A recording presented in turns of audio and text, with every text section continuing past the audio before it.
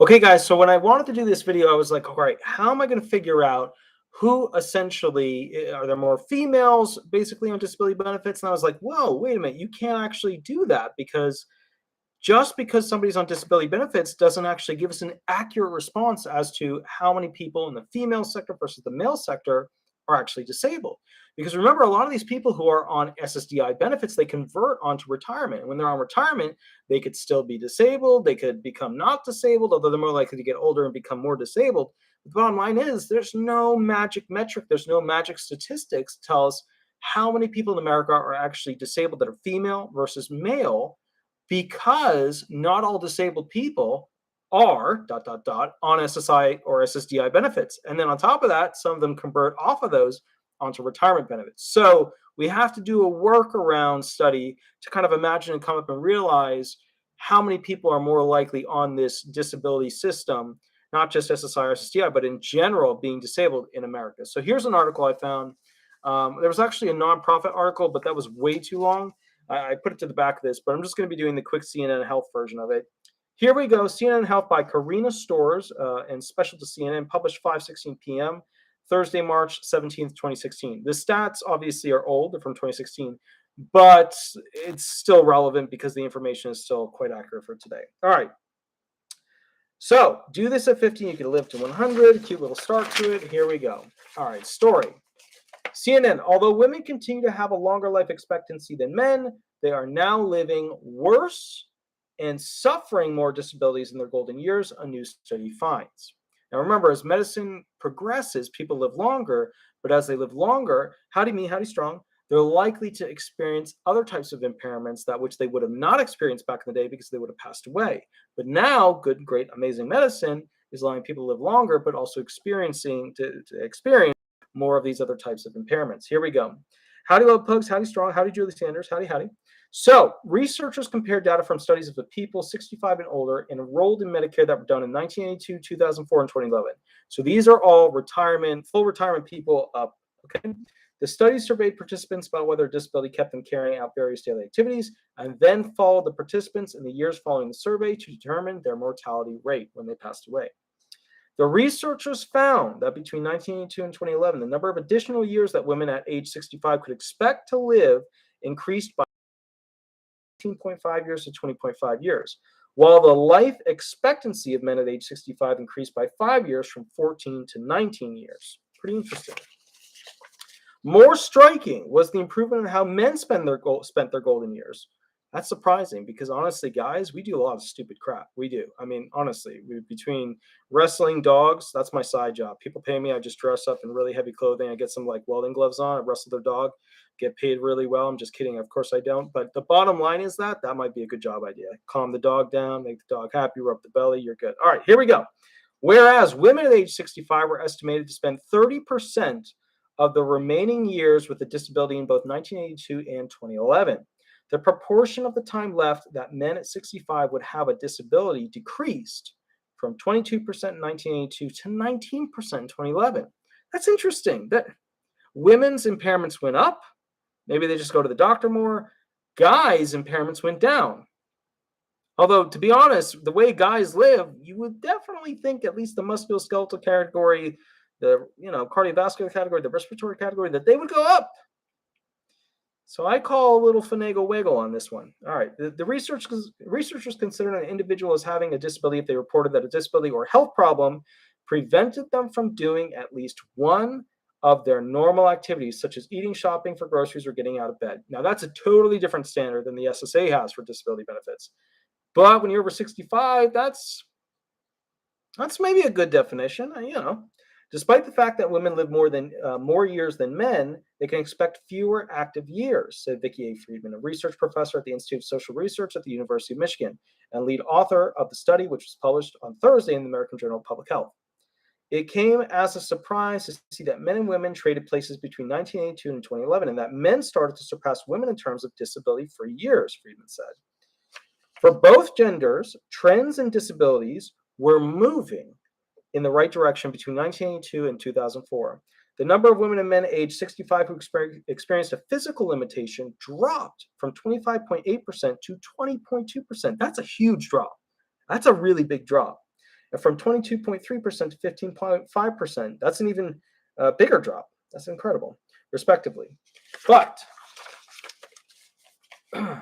then from 2004 to 2011, the number leveled off for men and actually climbed back up to 24.2% for women.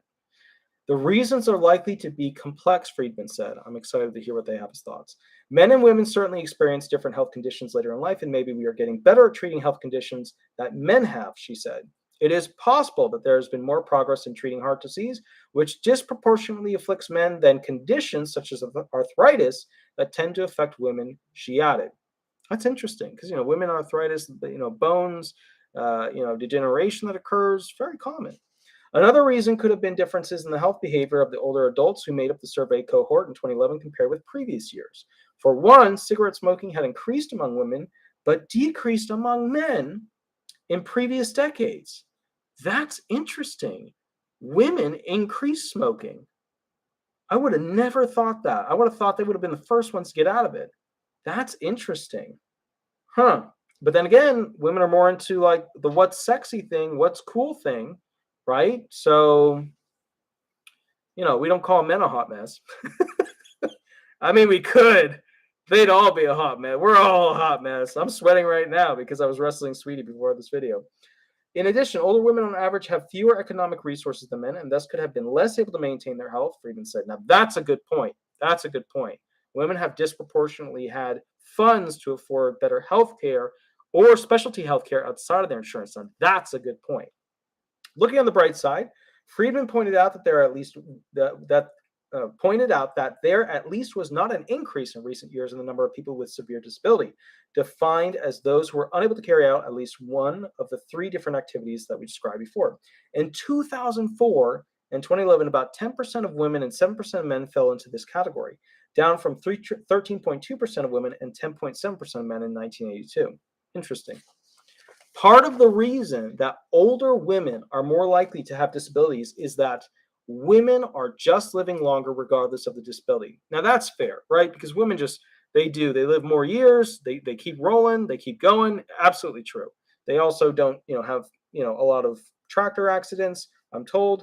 All right, let's keep rolling through this. That was said by Janan Reed, an associate professor of sociology and global health at Duke University, who is not involved in the study.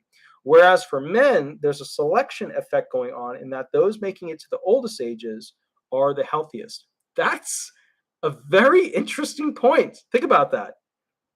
The genetically potentially sick men are going to die off early, and you're just left with the champions, the Marine men. Well, actually, Marine guys don't have the longest life expectancy. We got to pick a different category. The bowlers. Yes, there you go.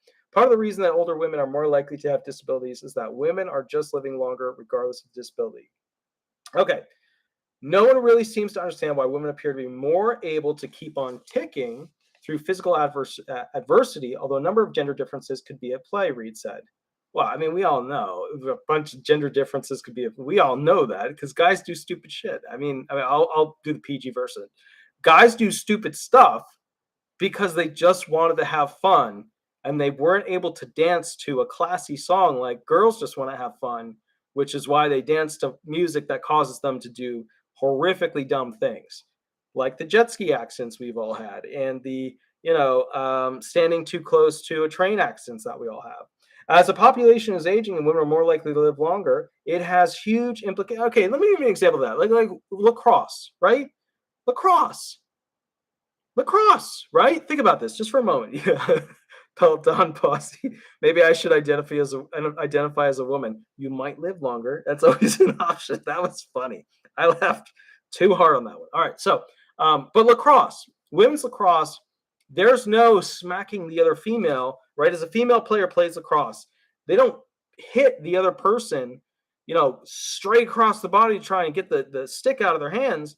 It's a totally different game. Like men's lacrosse, you beat the other person. You beat the other person while pretending to try and get the stick out of their hands to get the ball out of the little head of the lacrosse stick. Whereas women's lacrosse, totally different game.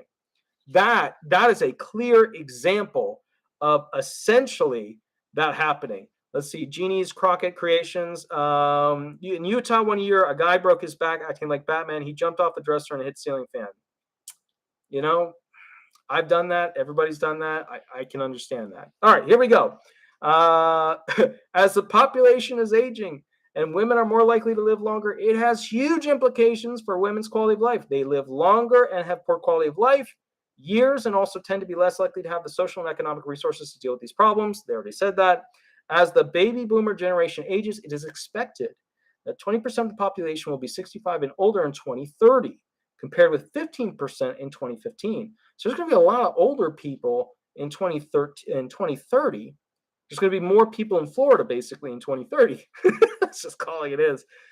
20% as opposed to 15% in 2015. Deb Carter, thank you so much for the $2 donation. I really like it. Love the little dancing lady there with the meat. That's awesome. Love it, love it.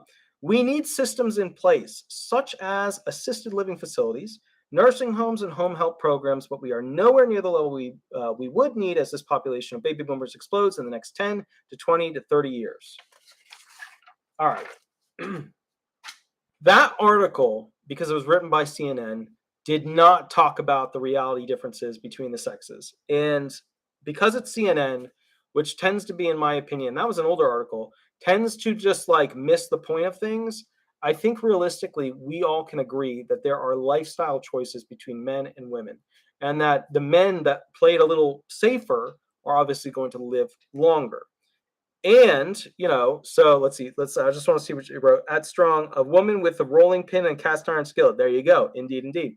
So the point of this is that I think that guys and the impairments that they get, and keep in mind, there's always testosterone issues versus men versus women, things like that, bone degradation, all that kind of stuff. I think guys, honestly, do crazy stuff at their young age, which dictates the length of time at which they will live in their older years. I did a lot of lacrosse. I realized when I was in high school that I did not want to continue doing it. I had 2 titanium lacrosse shafts broken over my Cascade helmets. I've been hit many, many, many times horribly. I'm probably not going to live that long. Also, I'm a workaholic. I work all day, every night, and I'm a person that stays up at night. But kind of the bottom line is I know my lifespan is not going to be very long unless I capture one of those jellyfishes that can grow younger and then grow older if it chooses to. But who can fish one of those out unless you own a boat, which I do, and I'm going to. So the point is, I think choices that we make at a very young age dictates length of time to be lived. At the same time, guys, genetics. There's people that I look at, I'm like, how are you 60 years old? You look like you're 40. And then there's people that I look at that are essentially 60 years old, and I'm like, wow, what was your 90th birthday like? Was it amazing? And then they get offended. But it's better than the asking if they're pregnant. You stay away from that one. So anyway, guys, I hope you're well. I will catch you a little bit later. Have a wonderful, wonderful night. I have to go do a bunch of stuff, even though it's 11:51 p.m. Remember, stay safe, get a lot of sleep, live a life differently than me. I'll catch you later. Have fun. All right. Bye-bye.